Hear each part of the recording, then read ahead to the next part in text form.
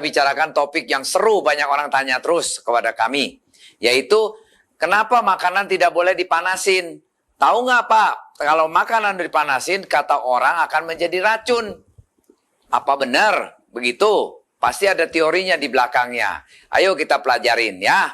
Seringkali kita kalau habis makan malam, makan siang, tidak habis, kita sayang. Kita biasanya masukin ke dalam kotak, dalam box, masukin, simpen di kulkas. Nanti udah sore hari, kita mau ulang makan lagi, kita hangetin lagi, kita panas lagi, kita makan.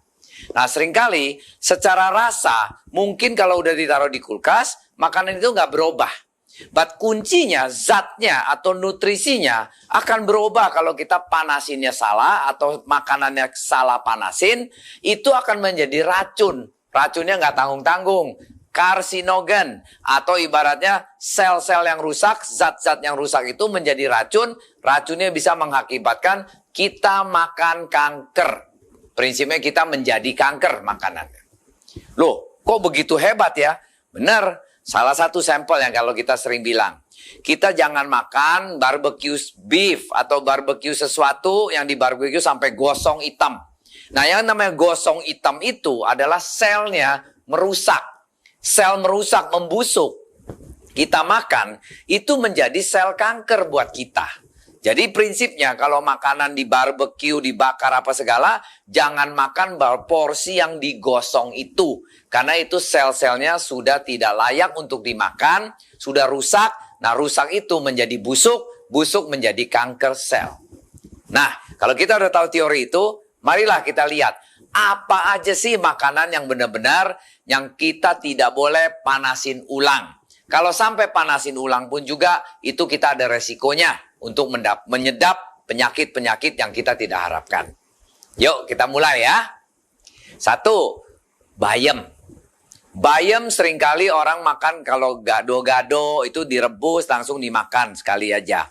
Bayam itu karena mengandung banyak zat besi, nitrat. Jadi kalau waktu bayam itu zat besinya tinggi, waktu kita panasin itu berubah dia punya nitratnya menjadi nitrate. Nitrate menjadi nitrit.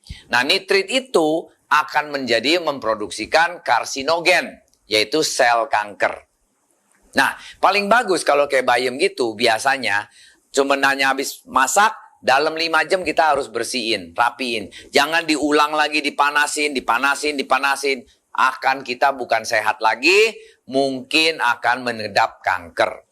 Jadi selain bayam ada beberapa macam sayur yang karakternya sama, yaitu mengandung banyak zat-zat yang vitamin, tetapi dia bisa berubah dari nitrate jadi nitrit. Nah nitritnya itu akan menjadi karsinogen.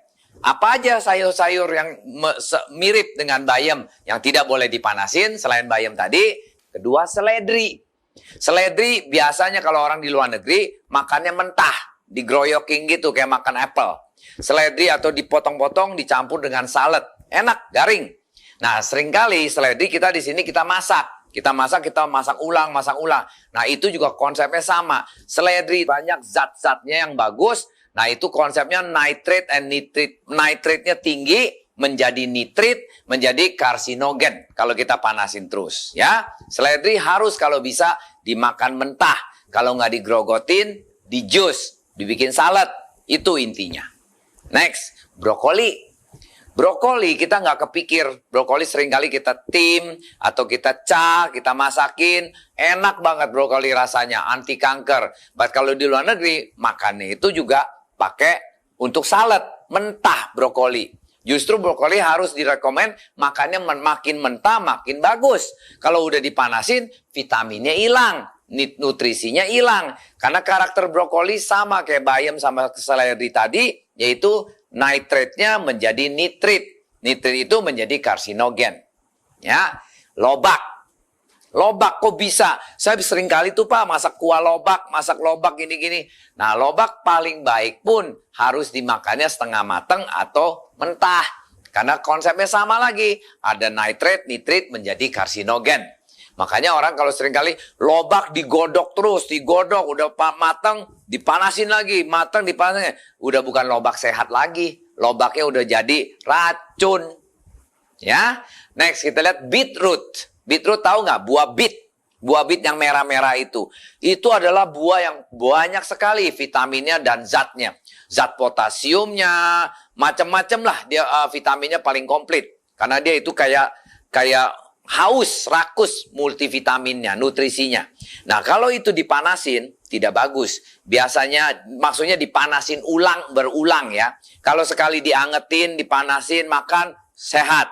Paling bagus juga, habis direbus, dipotong, makan, mentah pun paling bagus. Kasusnya, seringkali kalau di dalam salad, kita potongin beetroot yang mentah, bagus. Kalau enggak yang habis direbus, setengah mateng, atau masih mateng-mateng, fresh, kita makan beetroot itu. Enak kok, lembek-lembek, merah-merah begitu.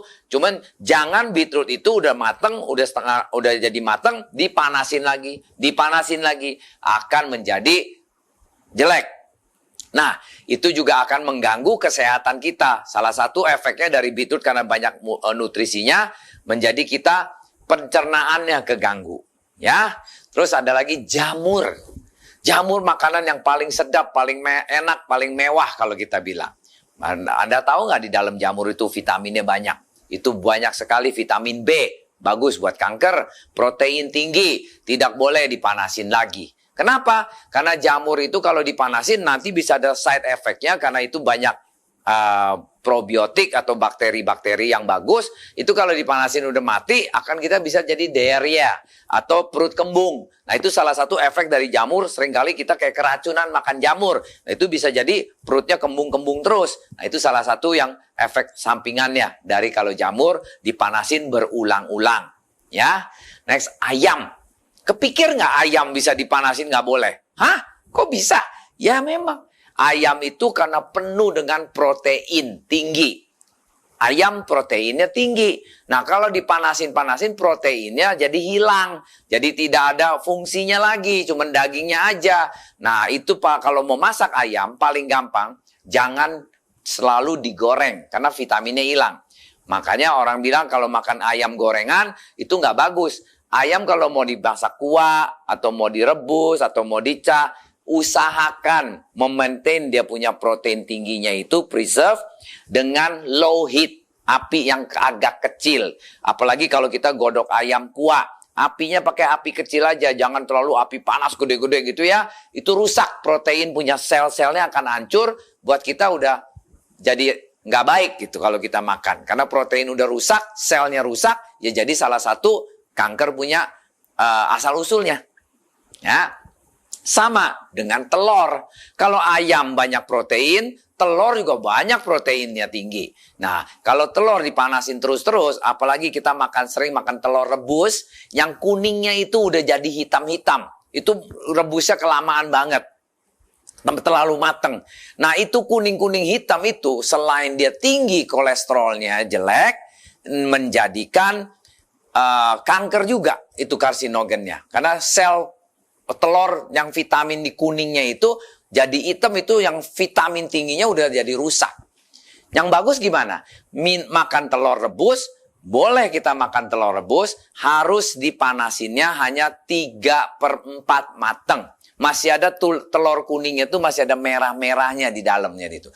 Kalau itu yang paling sempurna. Kayak gimana? Caranya masak telurnya ya. Kita rebus telur dalam air, api dinyalain, nggak usah terlalu gede. 7 menit sampai 8 menit dia sudah mendidih. Diangkat, langsung dicelepin air dingin, air es dingin. Jadi diangkat dari panas, langsung dicelepin di air es dingin. 2 menit, kemudian kita makan itu telur. Kita belek, kita pecahin, dalamnya masih setengah mateng atau 3/4 mateng. Nah, itu telur kalau kita makan, telur kuning dan putih kombinasi, itu akan menghasilkan nutrisi yang paling tinggi, kolesterol yang paling rendah. Orang bilang makan telur kolesterol tinggi. Kalau makan telur yang 3/4 mateng ini telur sehat. Setiap hari pun boleh makan. Nggak akan naikin kita punya kolesterol. Kenapa? Karena di dalam telur yang 3/4 mateng itu adalah HDL, LDL. Kan telur ada HDL kolesterolnya ya. HDL itu kolesterol yang baik. LDL kolesterol yang jelek. Kalau telur yang sudah terlalu mateng kuningnya, itu LDL-nya tinggi. Kalau telur yang masih 3/4 matang, dengan itu telur ada kandungan omega 3-nya, itu LDL-nya rendah, HDL-nya tinggi. Jadi yang bagusnya banyak. Berarti kita apa? Makan telur, kolesterolnya nggak tinggi. Kolesterolnya bagus untuk semacam kayak omega 3 untuk badan kita. Proteinnya tinggi. Nah, itu menjadi telur sehat. Ada research di Amerika. Ada orang umur 70 tahun, setiap hari makan 3 telur. Selama 6 bulan dia makan telur, dia tadinya kolesterolnya 420. Dengan dia makan telur setiap hari 3 telur loh. Ini memang lagi eksperimen ya. Dari University of Kansas kalau nggak salah. Nah, dia makan telur selama 6 bulan. Setiap minggu dicek darahnya sama profesor-profesor di eksperimen. Tahu apa yang terjadi? 6 bulan kemudian malah dia punya kolesterol dari 400-an turun menjadi tinggal 150. Lah, kok bisa? Nah, ternyata yang dia makan telur itu bukan telur putih tok. Telur putih dan kuning yang dimasak setengah matang sampai 3/4 matang. 1 hari 3 telur. Dan itu malah menurunkan kolesterol, menurunkan asam uratnya, menurunkan trigliseridanya. Itu hebat. Cuman kalau kita sekarang di posisi udah umur sekian, lebih bagus jangan kayak gila gitu makan 3 telur sehari. Makanlah 1 telur, atau telur masih komplit ya, putih dan kuningnya 3/4 matang, jangan terlalu matang. At the same time jangan dipanasin ulang, jangan digodok ulang. Telur itu sekali makan, prinsipnya seminggu 3 telur dah, 4 telur dah, putih kuning kombinasi selalu makan. Pasti sehat, tidak naikin kolesterol Anda. Ini saya berani ngomong begitu karena saya sendiri sudah praktekkan makan 3 telur seminggu sampai 4 telur seminggu. Putih kuning bersatu, cara masaknya 3/4 matang, atau kalau mau camu apapun, jangan sampai terlalu gosong. Prinsipnya gitu, kondisi 3/4 lah maksudnya ya. Nah, itu akan jadi sehat. Oke? Nah, kentang. Kentang itu mengandung vitamin B6, kalium, vitamin C juga tinggi. Nah, di kentang itu ada orang seringkali kentang sering direbus ulang, rebus ulang. Nah, itu juga nggak bagus. Kasusnya, kentang kayak gimana yang sering direbus ulang? Kalau kita makan siomay itu kan udah matang, direbus lagi. Itu bisa mengeluarkan namanya, ada zat yang namanya Clostridium botulinum. Apa itu kata-kata? Yaitu keracunan serius. Jadi kalau kita makan yang racun-racun yang kentang yang dipanasin ulang-ulang begitu, lambat daya tubuh kita udah lemah, kita bisa keracunan serius, itu bisa muncur-muncur, bisa kayak orang keracunan makan lah, prinsipnya gitu. Jadi kentang itu semestinya penuh dengan gizi, penuh dengan zat bagus, cuman kalau kelamaan dipanasin terus, digodok-godok terus atau dipanas ulang, akan menjadi racun buat kita. Nah, terakhir, nasi. Loh, kok kita nasi nggak boleh panas ulang? Berat, kita tahu nggak? Nasi kalau udah habis kita makan, sisanya itu kita diemin, itu pasti dikeroyokin, namanya banyak spora di dalamnya. Nasi itu. Nah, dengan banyak spora kita pikir, oke, panasin lagi deh, supaya matiin sporanya. Itu salah, nggak bener. Karena spora itu nggak bisa dimatiin dengan panas ulang. Nasi dipanasin 2 kali, itu dia punya zat-zatnya akan menjadi racun juga buat kita. Malahnya orang bilang, kalau makan nasi, dipanasin ulang punya nasi, itu malah jadi kencing manis kita tinggi. Nah, kita nggak sadar tuh. Itu benar. Karena nasi punya vitamin, dia punya nutrisinya kan bagus. Banyak karbonya. Nah, karbo itu nggak boleh dipanas ulang, akan menjadi racun. Makanya ini hari kalau nasi gimana? Ya udah sekali makan paling bagus. Kalau sampai mau dipanasin ulang, lebih baik jangan. Jadi nasi itu habis kita sisa makan, kita tutupin aja di wadah yang tertutup. Supaya spora tidak masuk, tidak timbul. Nah, at the same time, nanti waktu kita mau makan, ya nasi yang sama itu kita makan ulang. Jangan dipanasin lagi. Nah, itu lebih aman. Kalau sampai perlu dipanasin, nasi yang sisa itu kita tim aja sebentar. Di dalam air uap yang ini, kita timin sebentar, 5 menit, 10 menit, langsung kita udah boleh makan. Jadi panasinnya skala tidak langsung, pakai tim aja gitu loh. Nah, itu yang benar. Nah, kalau kita terus nasi berhari-hari dipanas ulang, malah jadi penyakit, bukan sehat lagi. Ya, nah saya rasa konklusinya berarti kita ada 10 macam sayur dan makanan yang tidak direkomendkan untuk dipanasin ulang. Apabila dipanas ulang tidak benefit buat kita, badan kita malah menjadi sakit. Jadi paling aman ya harus makanan setiap kali makan yang mentah paling bagus. Kalau nggak bisa mentah, dimasak sekali tok. Dalam habis sekali makan, udah jangan dipanasin lagi, udah jangan disimpan lagi. Kalau sampai perlu disimpan, hanya boleh makin sekali lagi dipanasin, cuman dasarnya mesti ditim aja. Jangan dicah lagi atau digoreng lagi. Itu bahaya buat nutrisinya sendiri menjadi berubah, zat-zatnya itu menjadi racun buat badan kita. Sekian saya rasa cukup. Ini kurang lebih untuk kita pendidikan aja, tambah info-info aja. Apabila Anda suka video ini, ayo kasih banyak jempol kepada kami. Sekaligus juga klik subscribe di sini. Tambah lagi, kalau bisa di-share kepada teman-teman, paling bagus ya. Belajar bersama kami, sehat bersama kami. Good in, good out. Sampai jumpa. Tung tung tung tung tung tung tung tung tung tung tung tung tung tung tung.